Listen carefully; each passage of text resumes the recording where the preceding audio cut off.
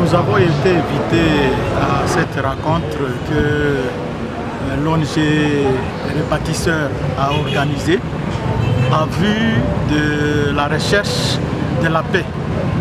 Et comme thème, c'était s'unir pour la paix en Ituri. Normalement, c'est Monseigneur l'évêque qui était invité, tellement qu'il est pris dans une autre activité du diocèse. Il m'a délégué pour justement le représenter à cette assise. Et il a été invité pour présenter les orientations dans le cadre de s'unir pour la paix en Ituri.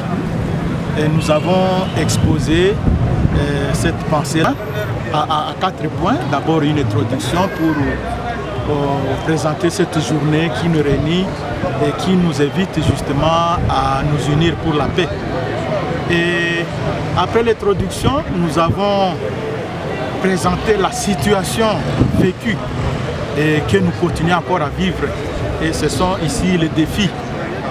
Nous avons présenté sommairement la misère, la pauvreté que la population vit et puis toutes ces hostilités avec la prolifération des groupes armés ici en Ituri chez nous, puisque ici c'est vraiment centralisé pour l'Ituri. Nous avons tous ces cas de tueries, des massacres, des pertes de biens, des pertes de vies humaines. Et à côté de ça, comme corollaire, nous avons aussi le pillage de nos minéraux. Nous avons l'irresponsabilité de la part de certaines autorités et même la population qui devait prendre en main cette situation pour la relever. Voilà autant de défis devant lesquels nous nous retrouvons. Et après avoir présenté cette situation qui est une situation malheureuse, nous avons aussi fait une considération sur l'appel à la paix. Nous sommes créés à l'image de Dieu qui nous a donné la vie et que nous devons protéger cette vie-là. Nous devons prendre conscience de notre identité et de notre diversité.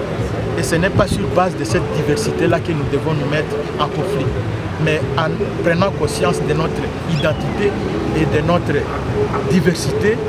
Cela peut nous aider à vivre dans la paix, dans l'amour, et ainsi nous pouvons être ensemble.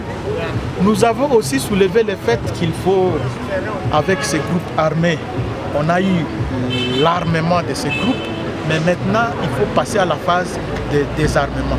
C'est comme je le dis toujours, à l'époque nous n'avons pas eu de groupes armés, ce sont les soldats loyaux qui étaient porteurs d'armes. Mais maintenant, si on pouvait demander à tous ces groupes armés de déposer les armes, je crois que du jour au lendemain, on aurait la paix.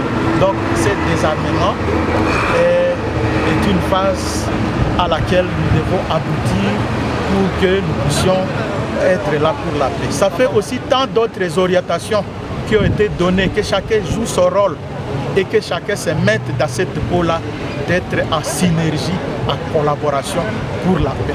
Voilà en gros ce que nous avons pu donner et aussi en conclusion, tenons-nous la main dans la main et comme la devise belge le dit bien, l'union fait la force. La paix est possible en nous mettant ensemble en synergie. Monseigneur, comment vous avez apprécié cette rencontre? J'ai trouvé que c'est une rencontre qu'il faut avoir régulièrement. Ça vaut la peine. Puisque nous nous retrouvons parfois dans la recherche de la paix, dans la recherche de la consolidation de la paix. Chacun veut aller à sa manière et nous nous retrouvons en ordre dispersé. Mais si nous pouvons nous mettre ensemble comme aujourd'hui, c'est une chose à faire ici.